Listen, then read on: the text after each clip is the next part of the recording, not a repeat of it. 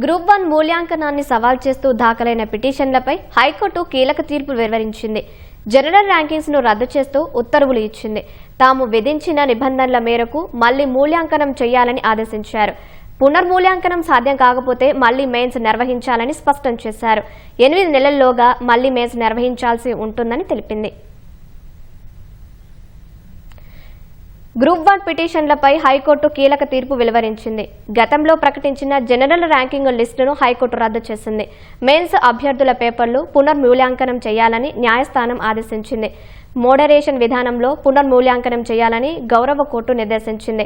Sanjay Singh versus UPSC case తీర్పును judge ప్రస్తావించారు.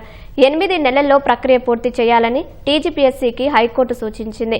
Group 1 మూల్యాంకనాన్ని సవాల్ చేస్తూ అభ్యర్థుల పిటిషన్లు దాఖలు చేశారు. గతంలో హైకోర్టు తీర్పు రిజర్వ్ చేయగా తాజాగా గ్రూప్ 1 పిటిషన్లపై జస్టిస్ నామవరపు రాజేశ్వరరావు నిర్ణయం వెలువరించారు. గ్రూప్ 1 ఎగ్జామ్ స్టార్ట్ అయిపోయిన నుంచి మేము చెప్తూనే ఉన్నాం కదా, దీంట్లో కీ తప్పు ఉంది, కీలో కూడా 14 తప్పులు ఉన్నాయి. అప్పుడు కూడా చెప్పాము జియో 29 ఉంది, ఇలా బడుగు బలహీనత వర్గాలకు అన్యాయం జరిగిందని చెప్పేసి సుప్రీంకోర్టు దాకా వెళ్ళాం కదా. అప్పుడు కూడా మీరు ఆపవచ్చు కదా ఎగ్జామ్ని. ఆ రోజు పెద్ద ర్యాలీ జరిగింది అశోక్ నగర్లో. ఆ రోజు అమ్మాయిల మీద అబ్బాయిల మీద లాఠీ చార్జీలు జరిగింది. అది కూడా చెప్పాము. ఈ ఎగ్జామ్లో అవకతవకలు జరిగాయి, మా మీద అన్యాయం జరిగింది, ఈ ఎగ్జామ్ని ఆపండి అని చెప్తే కూడా ప్రభుత్వం రివాల్యుయేషన్ కరెక్ట్ జరగలేదు, మా పిటిషన్ తరపున రివాల్యుయేషన్ కరెక్ట్గా జరగలేదు అని చెప్పేసి అన్నారు. రివాల్యుయేషన్ తప్పు కాదు, మొత్తం ప్రాసెస్ తప్పు ఉంది. జియో 29 కాడ నుంచి 14 క్వశ్చన్లు ఏదైతే ఉన్నాయో అవన్నీ తప్పులు అని చెప్పినా కూడా వీళ్ళు వినకుండా ఇలా ఎగ్జామ్ పెట్టారు. ఇలా ఏమైంది పరిస్థితి, ఇలా మళ్ళీ వాళ్ళు డివిజన్ పెంచుకోవడం చేస్తున్నారు. ఇప్పటికైనా మానుకోండి, ఎందుకంటే గ్రూప్ 1 మొత్తం ప్రాసెస్లో అవకతవకలు జరిగాయి, మా మీద ఎన్నో దాడులు జరిగారు. గ్రూప్ 1 వద్దని చెప్పేసి మేము పలుసార్లు హెచ్చరించినాం. మాకు సానుకూలంగా అనిపించింది. ఎందుకంటే ఏదైతే ఇప్పుడు చెప్పిన తీర్పులు అయితే రీవాల్యుయేషన్ చేయండి, రీవాల్యుయేషన్ జరగకపోతే మాత్రం వితిన్ 8 నెలల్లో రీమెయిన్స్ పెట్టండి అని చెప్పేసి కోర్టు చెప్పడం జరిగింది. కాబట్టి పిల్లలందరూ రీమెయిన్సే కావాలనుకుంటున్నాము. కాబట్టి దయచేసి గవర్నమెంట్ ఒకసారి మా సైడ్ ఆలోచించి రీమెయిన్స్ పెట్టే విధంగా చెప్పాలి మేడం. మాకు తెలియదు ఇప్పుడు దాకా, ఎందుకంటే యూపీఎస్ అయితే లేదు, రివాల్యుయేషన్ యూపీఎస్ అయితే లేదు. మరి వీళ్ళు పెట్టారా అనేది మాకు తెలియదు, ఎందుకంటే యాక్చువల్ ఎక్కడ లేదు రివాల్యుయేషన్. కాబట్టి రీమెయిన్సే జరగాలని చెప్పేసి సార్ ఇప్పుడు రివాల్యుయేషన్ అనేది జరగదు సార్, ఎందుకంటే యూపీఎస్సీ లాంటి పెద్ద ఎగ్జామ్సే రివాల్యుయేషన్. కోర్టు ఏం చెప్పిందంటే రివాల్యుయేషన్ జరగకపోతే వితిన్ 8 నెలల్లో ఎగ్జామ్ పెట్టమని చెప్పింది. మరి ప్రాసెస్ చూడాలి, మరి ఏమవుతుందో చూడాలి. మాకు కూడా దాని నుంచి ఇన్ఫర్మేషన్ లేదు. వాళ్ళు డివిజన్ బెంచ్కి వెళ్ళే అవకాశం ఉంటే మేము కూడా డివిజన్ బెంచ్కి వెళ్తాం. ఒకవేళ ఏం జరుగుతుందో చూద్దాం. దాని గురించి ఏంటి అంటే ప్రధానంగా హైకోర్టు మోడరేషన్ విధానంలో రివాల్యుయేషన్ చేయాలని చెప్పించింది. దానికి సంబంధించి వీళ్ళు చెప్పిన తప్పులు. ఇప్పుడు ఒక జడ్జిమెంట్లో మోడరేషన్ వాడికి వచ్చేసరికి మోడరేషన్ చేయలేదు, నార్మలైజేషన్ చేసినాం అని చెప్పారు. మళ్ళీ ఇక్కడికి వచ్చినటువంటి నిరంజన్ రెడ్డి గారు వచ్చి మేము మోడరేషన్ చేసినాం అని చెప్పారు. పిఎంఎల్ ఇవ్వకుండా ర్యాంకింగ్ ఇచ్చిర్రు, తర్వాత జల్పెన్నులు వాడొద్దని చెప్పారు. ఇవన్నీ అవకతవకలు, ఈ విధంగా 10 అవకతవకలను కోర్టు ముందు తీసుకొచ్చినాం. కాబట్టి గౌరవ న్యాయస్థానము వీటన్నిటిని స్వీకరించి అభ్యర్థుల యొక్క మన్ననలను స్వీకరించి వితిన్ 8 మంత్స్ లోపల ఈ ప్రక్రియను చేయమన్నారు. ఫస్ట్ రివాల్యుయేషన్ చేయమన్నారు, అది కాని పక్షంలో 8 మంత్స్లో రీమెయిన్ చేయమన్నారు. కాబట్టి అభ్యర్థులం అందరం అడుగుతున్నాం, ఇన్ని అవకతవకలతో జరిగినటువంటి ఎగ్జామ్లో మీరు 29 జీవోని ఇవన్నీ తెచ్చి అభ్యర్థులను చాలా గందరగోళానికి గురి చేసి నిర్బంధంగా మెయిన్స్ ఎగ్జామ్ని పెట్టి ఆదరబాదర ఈరోజు మెయిన్స్ ఎగ్జామ్కు కండక్ట్ చేసి అంతకన్నా ఆదరబాదరగా రివాల్యుయేట్ చేసిర్రు. కాబట్టి ఎవాల్యుయేట్ చేసిర్రు, రెండోసారి ఎవాల్యుయేట్ చేసిర్రు, మూడోసారి ఎవాల్యుయేట్ చేసిర్రు. వాటి మార్కులు వేస్తేందుకు కూడా మీ కాడ ఓఎంఆర్ షీట్లు లేకుండా వచ్చారు. కాబట్టి కోర్టు ఒక్కసారి మీ చంప బలగొట్టింది. కాబట్టి దయచేసి ఇంకో చంప బలగొట్టుకోవద్దని కోర్టు ఈ ప్రభుత్వానికి టీజీపీఎస్కి విజ్ఞప్తి చేస్తున్నాం. రీమెయిన్సే పెట్టి మీరు జరిగినటువంటి అవకతవకలు ఇంకోసారి జరగకుండా చేయాలని అభ్యర్థులను మేము కోరుతున్నాం. టీజీపీఎస్సీకి 2 ఆప్షన్లు హైకోర్టు సూచించింది. మెయిన్స్ అభ్యర్థుల పేపర్లు పునర్మూల్యాంకనం చేయాలని ఆదేశించింది. పునర్మూల్యాంకనం సాధ్యం కాకపోతే మళ్లీ మెయిన్స్ నిర్వహించాలని ఆదేశించింది. 8 నెలల్లో మళ్లీ మెయిన్స్ నిర్వహించాల్సి ఉంటుందని స్పష్టం చేసింది. Honourable single judge bench Namavarapu Nageswara Rao గారి సింగిల్ జడ్జ్ బెంచ్లో నుంచి ఇవాళనే ఒక డీటెయిల్ తీర్పు వచ్చింది.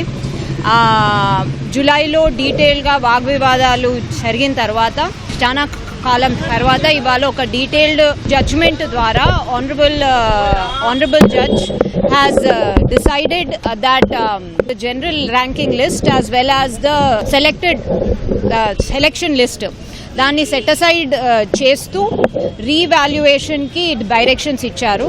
ఈ రీవాల్యుయేషన్ 8 monthsలోగా కంప్లీట్ చేయాలి.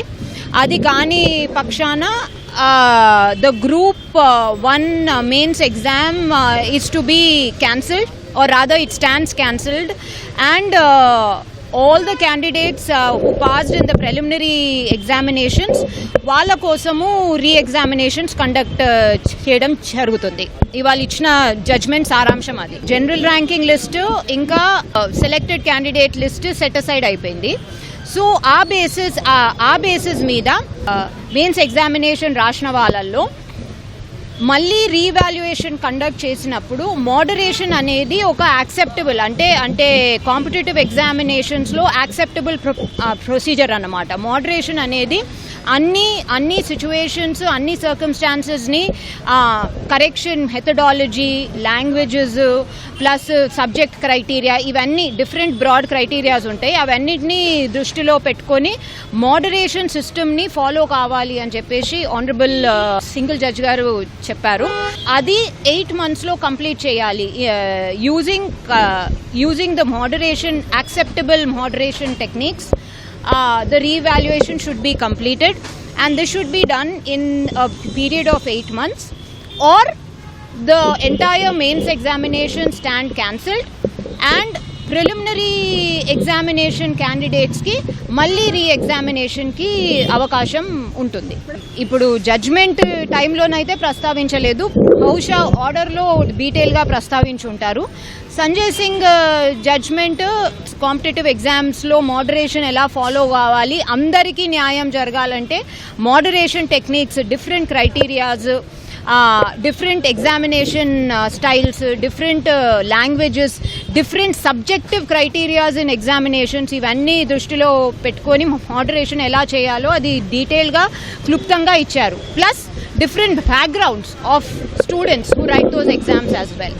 సో అది మోడరేషన్ లోకి వెళ్తుందన్నమాట ఈ క్రైటీరియాస్ అంతా. అప్పుడే మనకు ఒక equal and just competitive examination marks result అనేది వస్తుంది.